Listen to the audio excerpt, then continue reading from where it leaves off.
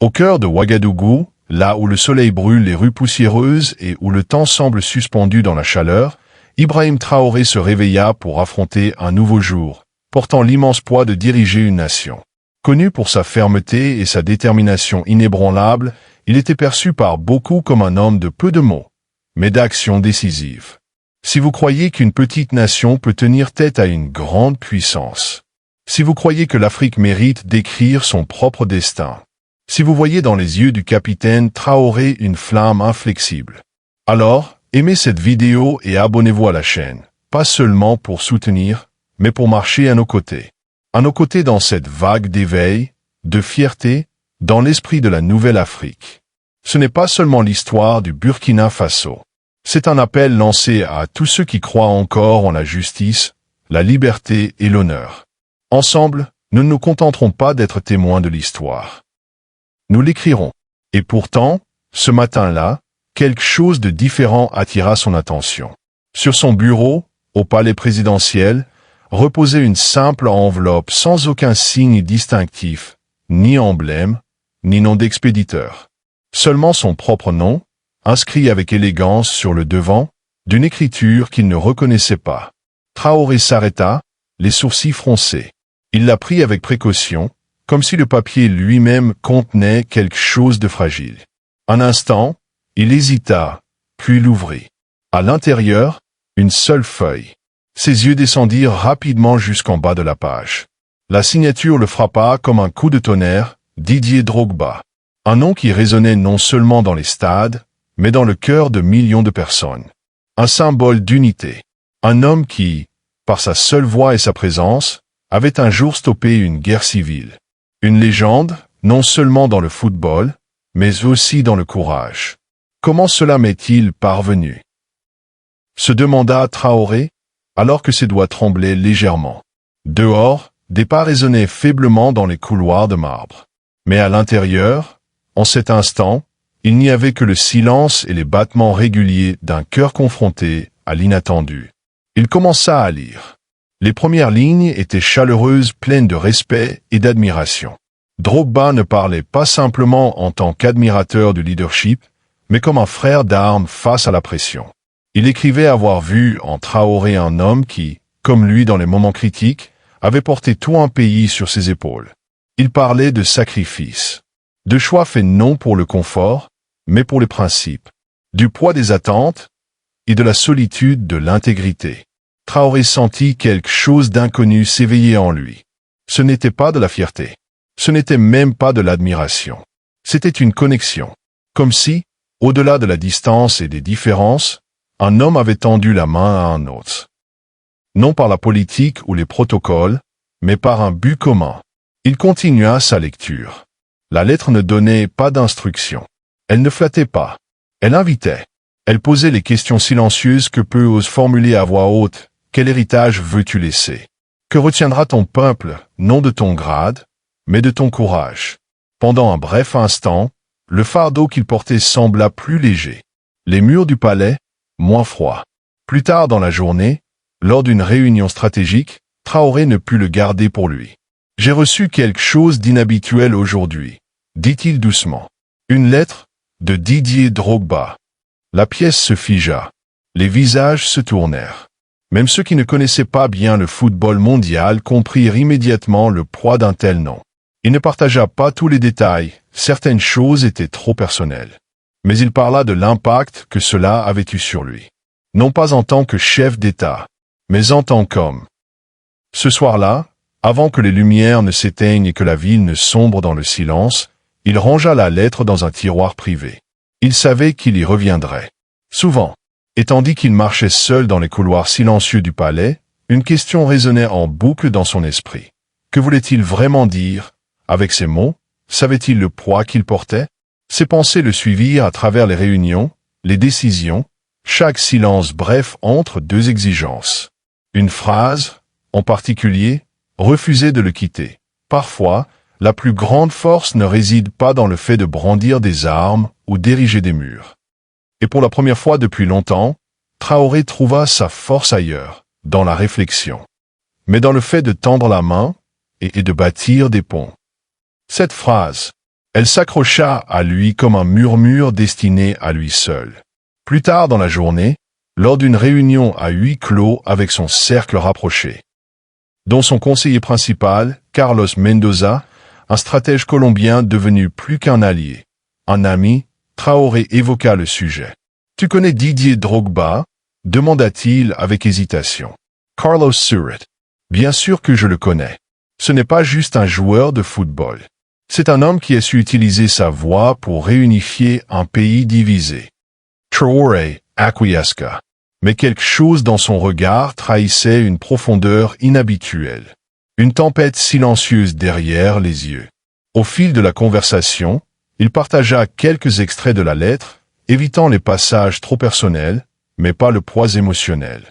Carlos l'écouta attentivement, puis déclara enfin, « Cette lettre est arrivée à un moment crucial. Peut-être que c'est un signe. Un signe qu'il est temps de regarder au-delà des combats d'aujourd'hui et de penser à l'héritage que tu veux laisser. » Ces mots frappèrent Traoré comme un éclair. Pas parce qu'ils étaient spectaculaires, mais parce qu'ils sonnaient justes. Si vous croyez qu'une petite nation peut tenir tête à une grande puissance, si vous croyez que l'Afrique mérite d'écrire son propre destin, si vous voyez dans les yeux du capitaine Traoré une flamme inflexible, alors, aimez cette vidéo et abonnez-vous à la chaîne, pas seulement pour soutenir, mais pour marcher à nos côtés dans cette vague d'éveil, de fierté, dans l'esprit de la nouvelle Afrique. Ce n'est pas seulement l'histoire du Burkina Faso. C'est un appel lancé à tous ceux qui croient encore en la justice, la liberté et l'honneur. Ensemble, nous ne nous contenterons pas d'être témoins de l'histoire, nous l'écrirons. Ce soir-là, il retrouva sa sœur cadette, Rosa, une travailleuse sociale passionnée qui menait des initiatives en faveur des femmes marginalisées. Elle remarqua immédiatement le changement sur son visage. « Tu as l'air différent », dit-elle, inquiète. Il hésita, puis lui tendit la lettre.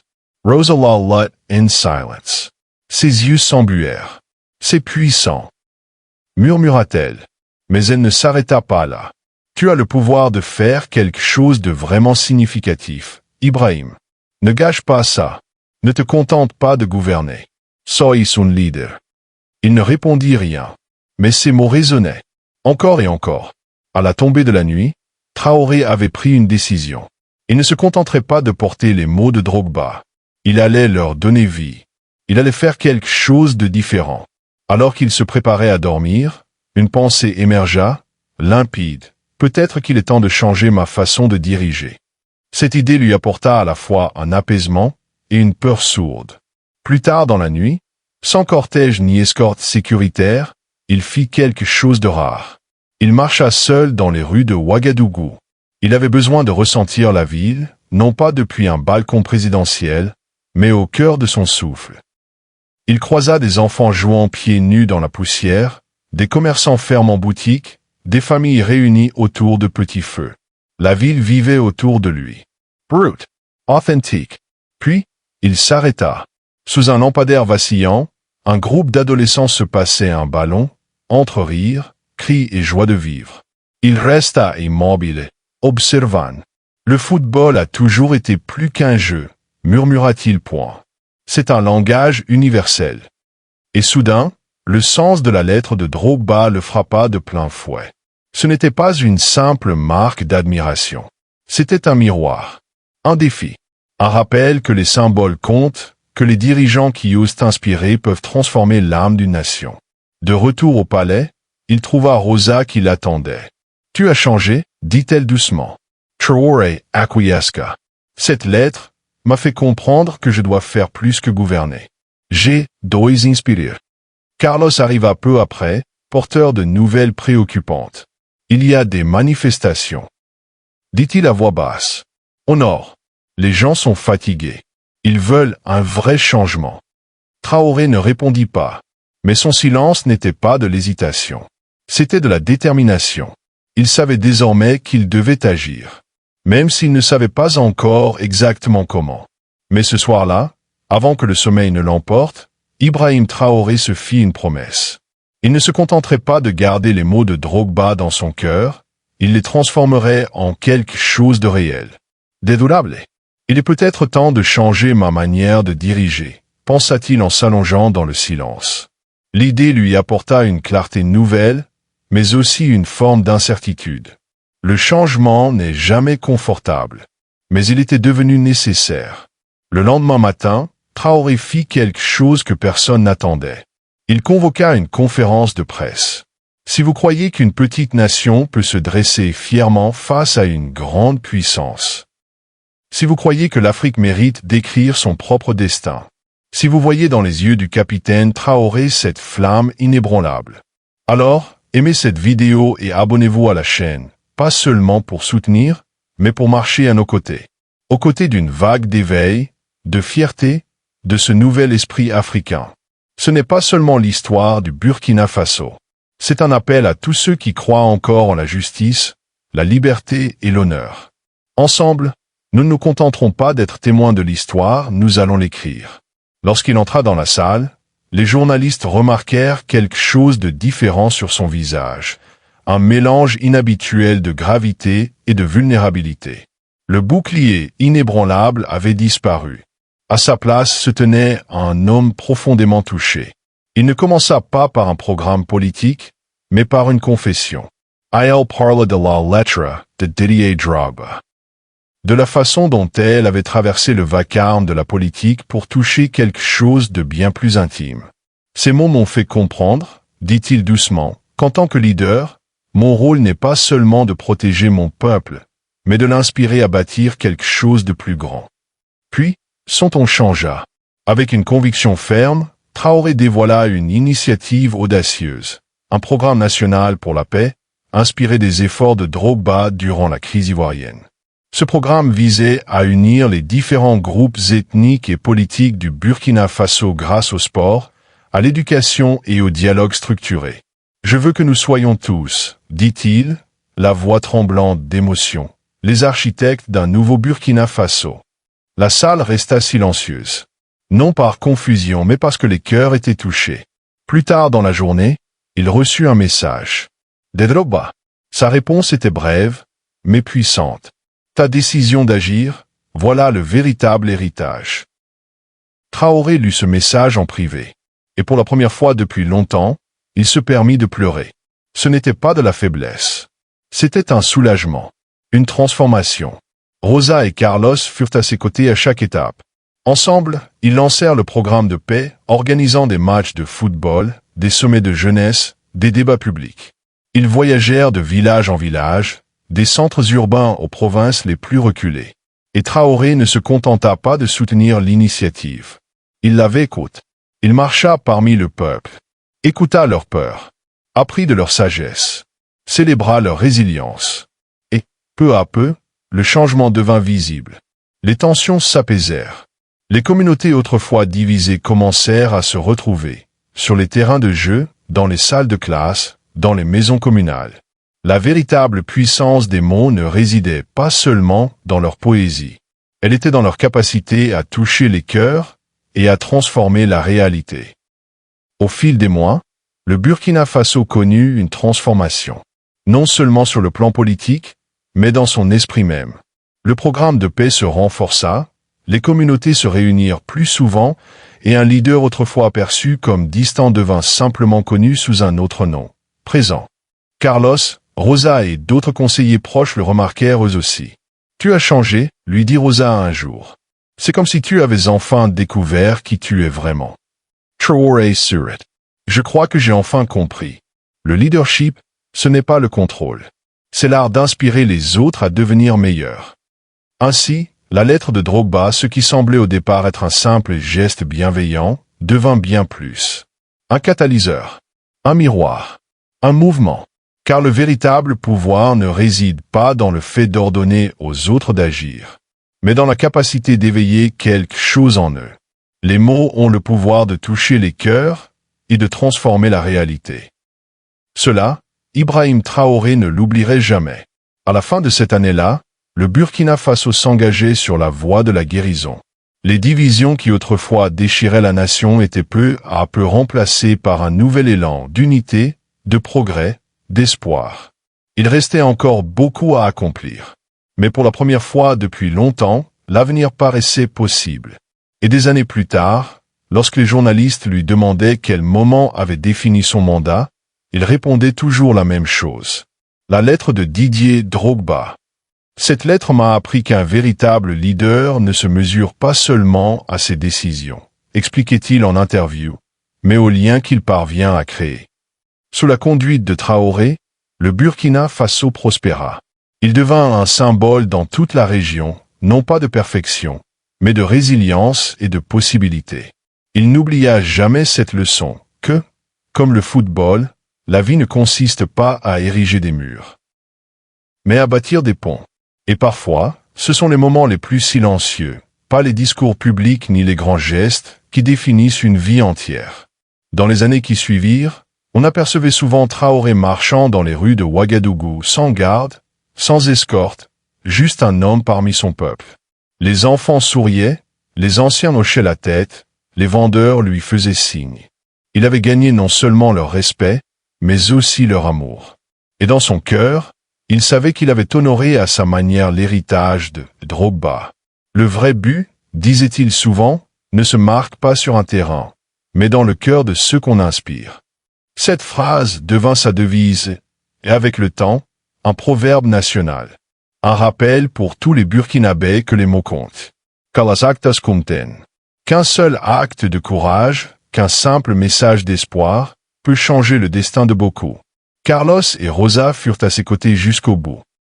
Ensemble, ils lancèrent de nouvelles initiatives, consolidèrent les programmes de paix et développèrent l'accès à l'éducation et aux soins de santé dans chaque recoin du pays. Ils savaient que le travail ne serait jamais terminé. Mais ils étaient fiers de ce qu'ils avaient construit et de ce qu'ils étaient devenus. Et lorsque vint le moment pour Traoré de se retirer, il ne quitta pas le pouvoir avec faste ou acclamation. Il partit avec une lettre adressée au peuple du Burkina Faso. Il les remercia pour avoir marché à ses côtés, pour l'avoir mis au défi, pour avoir cru en quelque chose de plus grand. Il réaffirma sa confiance dans l'avenir du pays et sa foi en la nouvelle génération. Notre héritage, écrivit-il, c'est la paix. Et notre mission, c'est de la faire vivre. Et quelque part, peut-être ailleurs en Afrique, un jeune lut cette lettre et décida, non pas simplement de diriger, mais d'inspirer. Si vous croyez qu'une petite nation peut se dresser fièrement face à une grande puissance, si vous croyez que l'Afrique mérite d'écrire son propre destin, si vous voyez dans les yeux du capitaine Traoré cette flamme inébranlable, alors, aimez cette vidéo et abonnez-vous à la chaîne, pas seulement pour soutenir, mais pour marcher à nos côtés. Aux côtés d'une vague d'éveil, de fierté, dans ce nouvel esprit africain. Ce n'est pas seulement l'histoire du Burkina Faso. C'est un appel à tous ceux qui croient encore en la justice, la liberté et l'honneur. Ensemble, nous ne nous contenterons pas d'être témoins de l'histoire, nous allons l'écrire. Le soleil venait à peine de se lever sur Ouagadougou lorsqu'une petite délégation en provenance du Sénégal arriva, discrètement, sans protocole. Il n'était pas venu en tant que diplomate ou politicien, mais comme témoin de quelque chose de plus grand. La transformation du Burkina Faso sous Ibrahim Traoré avait franchi les frontières, portée par les murmures, les gros titres et cet espoir universel qui ne demande aucune traduction. Parmi eux se trouvait Aïssatou Mbeye, une jeune militante dont la présence imposait non par la force, mais par sa clarté. Elle avait lu la lettre de Didier Drogba, suivi le lancement du programme de paix, et vu ce pays qu'elle pensait autrefois trop lointain devenir un symbole du possible.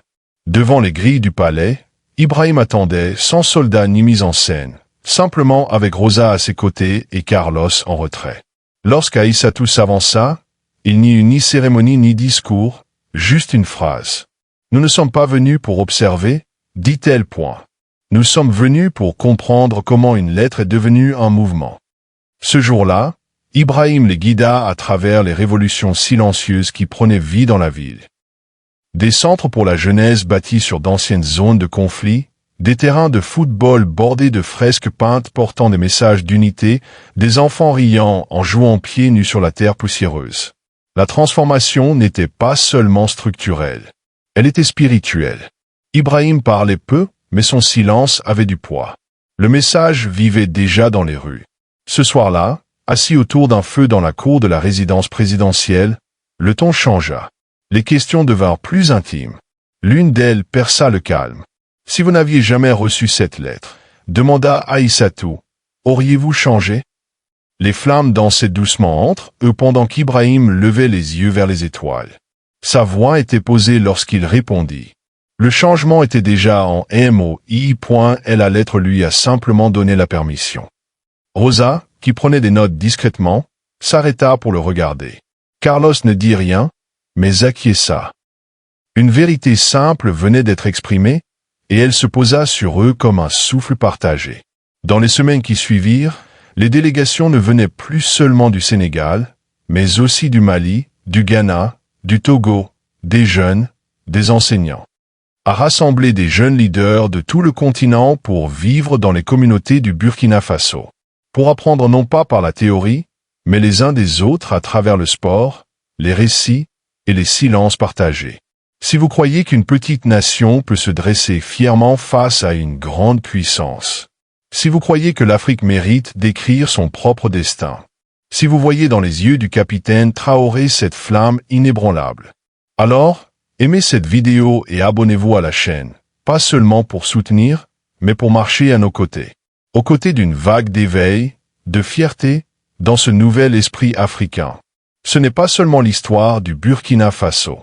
C'est un appel à tous ceux qui croient encore en la justice, la liberté et l'honneur. Ensemble, nous ne nous contenterons pas d'être témoins de l'histoire, nous allons l'écrire. Quelques semaines plus tard, en observant les premiers boursiers descendre des bus, leurs sacs sur le dos et leurs sourires nerveux, Ibrahim se tourna vers Carlos et murmura. Ce qui a commencé par une lettre est devenu 1000 voix. Carlos sourit et répondit, et ils n'écrivent pas l'histoire. Ils la réécrivent. Dans la foule, un garçon à peine 12 ans tenait une pancarte en carton, griffonnée au charbon. Ne nous conduis pas pour qu'on te suive. Conduis-nous pour qu'on se lève. Et à cet instant, Ibrahim comprit quelque chose que ni stratégie ni discours ne pouvaient offrir. Le futur n'attendait pas d'être construit. Il était déjà en train de naître, dans les pas de ceux qui avaient enfin trouvé le courage de marcher ensemble. Les semaines passèrent. Le soleil se leva et se coucha sur le Burkina Faso avec une régularité silencieuse, mais quelque chose sous ce rythme avait changé. Le pays n'était plus simplement en train de guérir, il se réimaginait. Dans les salles de classe où la craie racontait jadis des leçons oubliées, les enfants parlaient désormais de dignité. À la radio communautaire, les villageois débattaient d'idées autrefois réservées au palais. Dans les stades, les matchs ne se terminaient plus dans la rivalité, mais dans des chants partagés d'unité. Quelque chose avait pris racine, et Ibrahim Traoré l'observait grandir, partagé entre fierté et prudence. Il n'était pas naïf. Il savait que le changement était fragile. Un matin, alors qu'il marchait dans un petit village près de la frontière sud, il visita un centre pour la jeunesse, construit avec des briques récupérées et peint par les enfants du coin. À l'intérieur, une fille nommée Amina s'approcha de lui. Elle n'avait pas plus de 10 ans, mais ses yeux portaient une sagesse ancienne. Je veux être comme Mariama, dit-elle. Je veux aider les gens à se sentir en sécurité. Traoré sourit, s'agenouillant à sa hauteur. Alors promets-moi une chose. Dit-il doucement. Quand le monde essaiera de te faire taire, parle quand même. Ce soir-là, de retour à la capitale, Rosa le retrouva seul sur le toit du palais. Les lumières de la ville scintillaient comme des constellations lointaines. Tu es inquiet, encore, dit-elle en le rejoignant. Il hocha la tête. Parce que ce n'est plus à propos de moi. Ça ne l'a jamais été. Elle resta silencieuse, attentive. J'ai reçu une lettre qui m'a changé, poursuivit-il. Et si d'autres ne reçoivent jamais la leur? Rosa posa une main sur son bras. Alors peut-être que c'est à toi d'écrire la prochaine. Et c'est ce qu'il fit. Cette semaine-là, Ibrahim s'assit avec un stylo et du papier, non pas pour écrire un discours, ni pour élaborer une politique, mais pour rédiger une lettre. Non pas à un dirigeant ou à une célébrité, mais au lecteur inconnu. À la jeunesse oubliée dans une ville oubliée, à la fille qui bâtit un jardin de ses propres mains, au garçon qui tient un ballon crevé mais rêve encore d'un but.